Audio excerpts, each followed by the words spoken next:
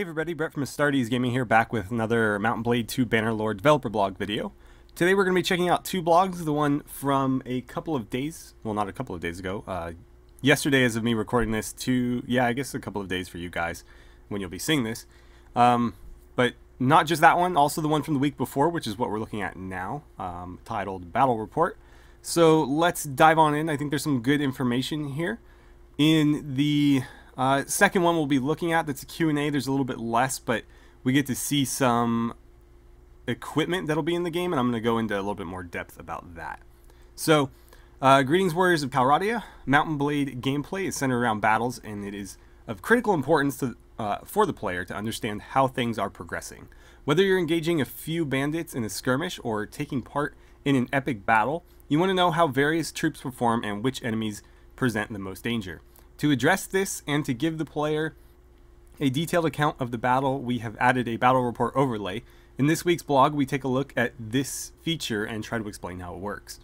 Veterans of this series will be aware that in our previous title, Mount & Blade Warband, the only information that the players receive during a battle is through the combat log, with additional information presented to the player after the battle in the form of a summary screen, the so-called Butcher's Bill.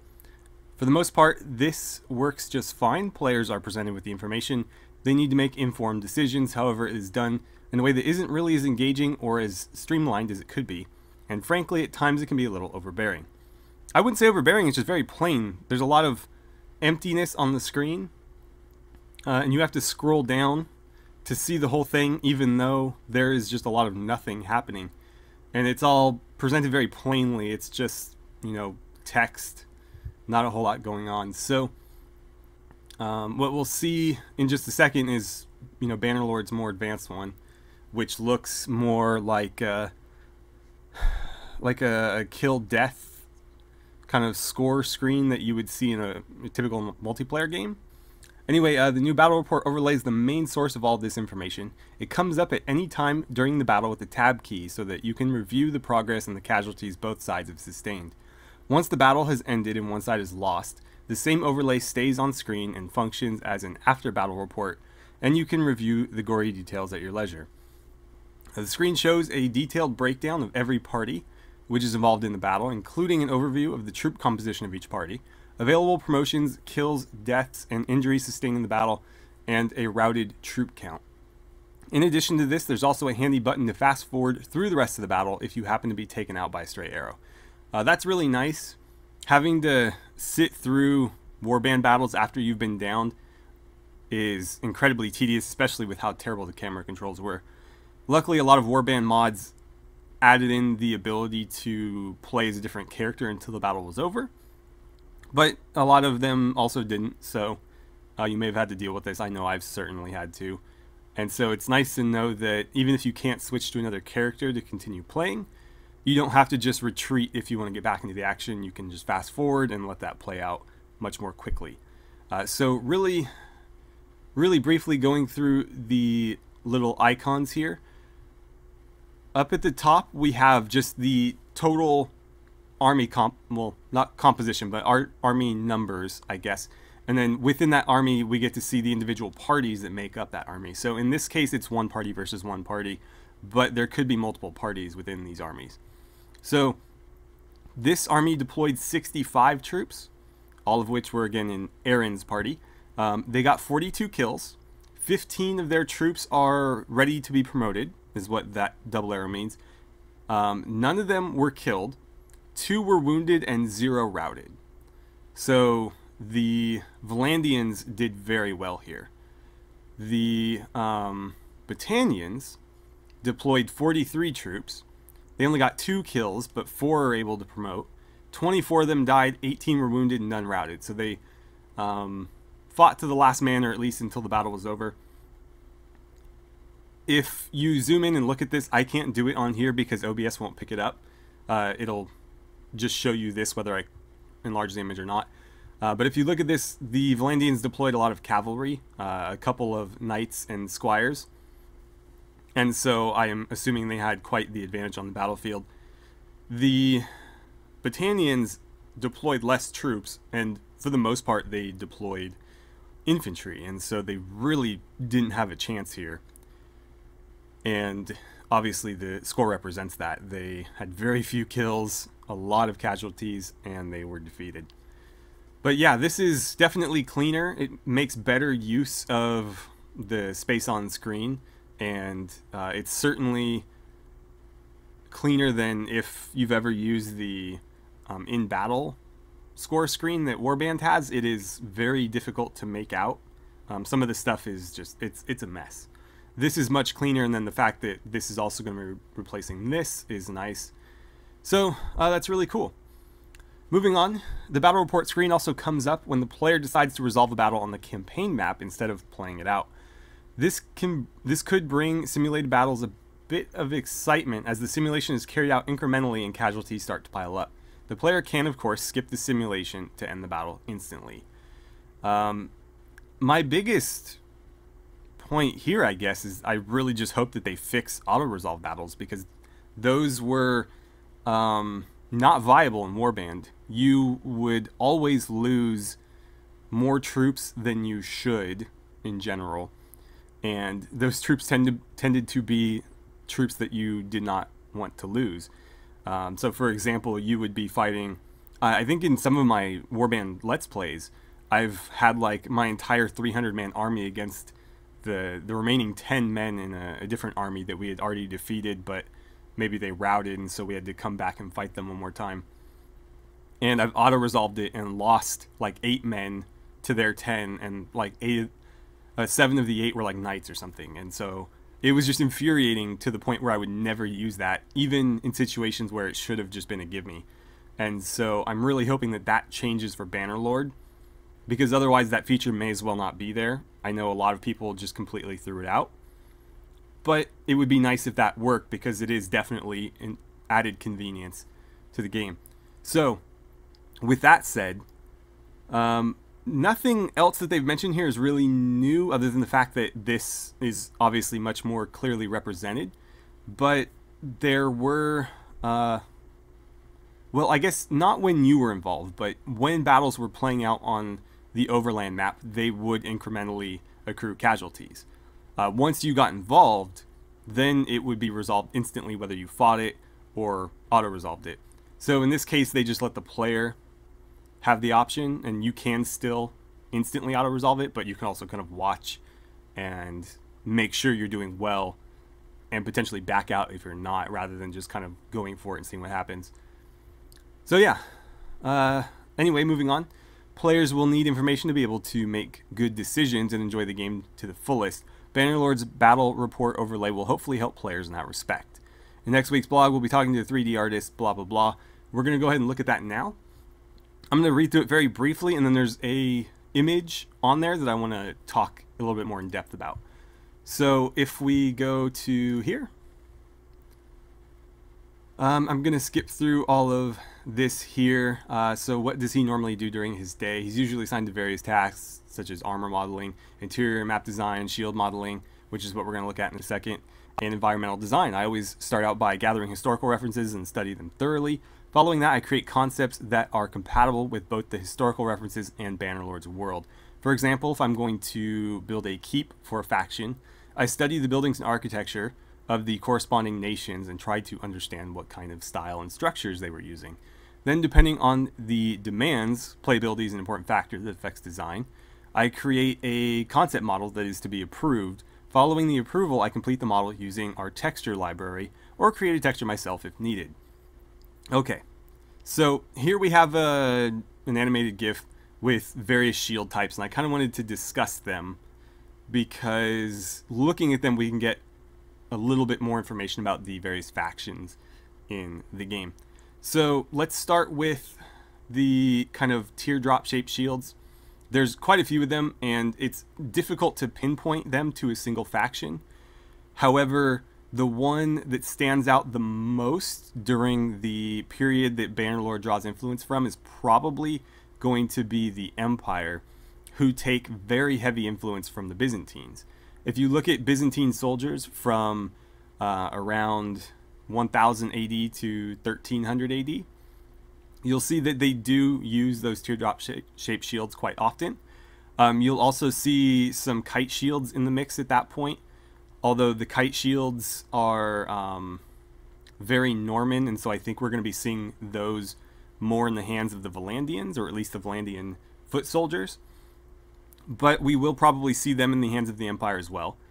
We may see some of the oval shields. They, I think, are coming up. We might have to wait until they come back around. But there are some very late Roman-looking oval shields that we'll see in just a second here. And the Byzantines, in the earlier years of the Byzantine Empire, there they are, did use shields like that. And so whether or not that's going to be something that they use in the game, or if maybe those shields are just remnants of an earlier period that the player can kind of pick up and maybe just exist but aren't really in use by any one faction, we'll certainly see. We do have some very Scandinavian looking round shields right there. I would probably pinpoint those to the Sturgians, who of course have some Kievan Rus influence, and of course the Kievan Rus have some Scandinavian influence. And we may also see them with the Battanians as well. The Battanians are Celtic, and so that doesn't quite line up.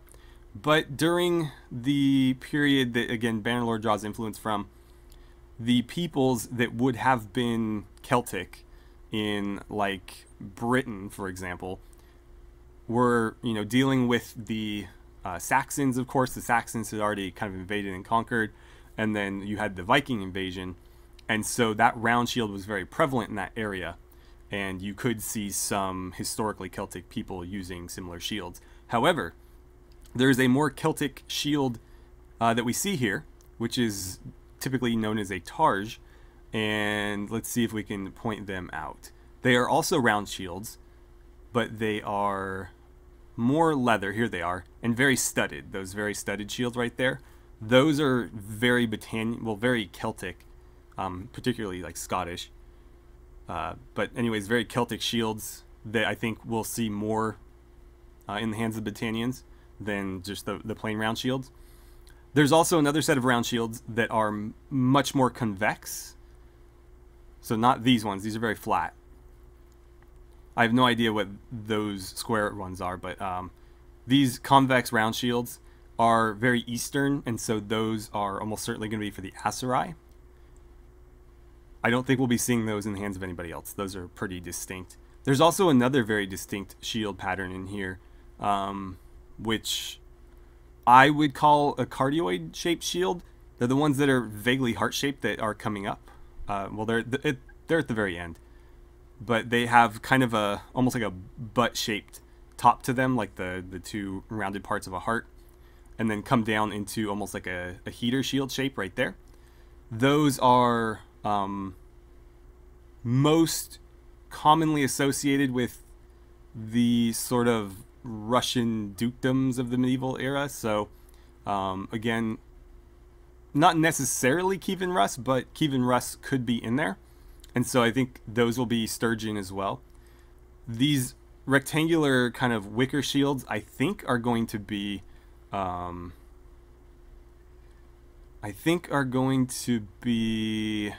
associated with the, I want to call them the Kurjit, but it's not. It's it's their ancestors whose name is escaping me right now, but they also start with the K. The horse archer faction, we'll call them that.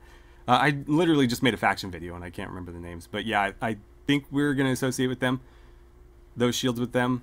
To me, they look very like African tribal, but obviously there's no faction that draws influence from that in the game. And then the last shield type that we see, aside from all the various kind of kite-shaped shields, which again are very Norman and will be probably mostly associated with the Volandians, we do see some sort of like proto-heater shields in here. And the heater shield is very late for the period that Bannerlord's drawing influence from, but it does fall in there. So my guess is that we'll see those in the hands primarily of Volandian knights. Although we may see them in the hands of other soldiers, maybe in other factions. I think primarily we'll see those in mounted, Volandian soldiers' hands. So that is pretty much everything I wanted to talk about here. Let's just go through a little bit more of his kind of interview in case there's any little tidbits. But otherwise, I really just wanted to discuss that. So the richness of the content and the freedom to do as you please in the game is what he likes most about Bannerlord. You can command your armies and become a strong leader, or you can partake in mercantile activities and think about what you can do to escape your enemies while making a profit at the same time.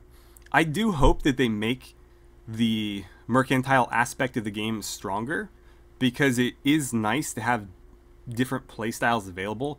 I know that mercantile stuff was doable in Warband, but to make an entire, or to do an entire playthrough of just that, I think the systems were too shallow, in my opinion. I don't think there's enough there to keep you entertained just doing pure merchant stuff. Although it is a good way to sort of work up to the other stuff when you're trying to make money to, you know, build your faction. So hopefully they can flesh that out better in Bannerlord and make it so that you could do a full merchant playthrough and still have plenty of entertaining stuff to do. Furthermore, the game is easy to learn but hard to master, which is something that appeals to me. So it's the most difficult thing that he's solved so far. Creating the design for the male character in the game. After creating the model, I had to make morphs of his face. Preparing this was quite challenging since each morph is a separate mesh, and confusing the order of the morphs is a major no-no. This was the most technically difficult part. The tiniest mistake would have meant that I would have had to start over again from scratch. And we have seen the player models in some of the earlier gameplay videos. They actually went through character creation. I think this was back with like PC Gamer. They had like a PC Gamer Weekender special or something, and they actually created characters. And they had some pre-made ones. One of them looked like Adam Driver, and the other one looked like Arnold Schwarzenegger. But they were pretty good looking. I mean, the characters definitely looked like the people that they were trying to go for. And one thing about character creation is that there's always sort of a default face that is the basis for, you know, that character, and you're kind of manipulating that face. But in a lot of games, it's difficult to remove the resemblance of that face from the characters. So no matter what you do, you can kind of always see that default face in there. I haven't really noticed that in this game, so I think they've done a very good job with the faces. The player models are obviously significantly improved from Warband, and personally, graphics don't mean a lot to me if the gameplay is solid. That's why I'm still able to play Warband after all these years. But I know for a lot of people it does matter, and so far I think, given how ambitious the game is with how many soldiers they're trying to put on the battlefield and how big they're trying to make these battles and these sieges, I think the game looks fantastic considering all that. So anyway, what is he currently working on? He's working on farm animals and optimizing parts of a keep that he modeled a while ago. Okay, I wouldn't mind seeing more animals represented in the game. You know, a lot of mods added several, but for the most part in vanilla Warband, I think horses are really the only non-humans that we see. But then mods have added in, you know, other animals, more background stuff. There might have been, well, technically you do see cattle in Warband, although not in very flattering light. But mods have added in like dogs that you can actually use as part of your party, like war dogs, or even like a companion dog character that will fight alongside you. So that's very cool. Hopefully we can see something like that in Bannerlord. And there actually is precedent for that, because I think that it was actually officially added into Viking Conquest, something like that. So technically Taleworlds has already done something like that, and so they may do it again here. What faction do you like the most? Kuzate was the faction, and that's also the faction I was trying to name earlier, the one that started with a K, with horse archers. So the Kuzates will have those wicker shields. But they are also the faction that was the most fun modeling. Since this faction is based on Asian cultures and nations, it was a bit different than the other faction design-wise. I think that overall Kuzate adds some special, additional spice to the Bannerlord world. That's not very specific. When you say Asian cultures, I mean, me as an American, I kind of think like China, Japan, Korea, like Far East. But what he's meaning here is by Asian, he means like the Asian steppes, because they are, again, sort of modeled after, not the Mongolians, although I think they do take some influence from the Mongolians, more the Avars, and some of the successors to like the Huns, I guess. And so here we see another Eastern shield, very ornate looking. So what sort of limitations and obstacles can modders expect? All right. While creating models, okay. If you've ever modded Warband, the only new thing you will face is going to be the PBR system. Other than that, modders will have a better material and tool system at their disposal. And I actually really like Warband's modding system to a degree. Not so much the module system itself, putting together mods, because it's very clunky. If you just want to sort of make a riff on somebody else's mod, unless you have their source code, you have to start from complete scratch, or mostly from scratch. However, with OpenBRF, which I don't believe is Tailworld's tool, I think that was third party, but the modeling and texturing stuff in Warband is significantly easier than in other games. 'Cause I used to mod Skyrim very heavily, and putting an armor or anything like that, like a weapon, into Skyrim was just an absolute pain. Doing it in Warband, I can do it in like minutes. So I hope they haven't overcomplicated the system. I'm looking forward to better tools, but again, as long as they keep things streamlined, I would prefer that and having to deal with worse tools rather than having good tools but having a very convoluted process like the creation kit introduced in Skyrim. So anyways, that's going to be it for today. We got to look at the various factions' shields that they're going to be using, and what sort of influences they have regarding those. If you haven't checked out the faction video, the faction spotlight video I did like a week or so ago, definitely check that out. It's got all the information we know so far about the various factions in the game. Basically, I scoured every single developer blog for any information I could find and put it all in one place for you. And yeah, that is about it. So thank you guys so much for watching. I had a great time talking about some Bannerlord with you, as I always do. And I look forward to seeing you guys back here for the next video.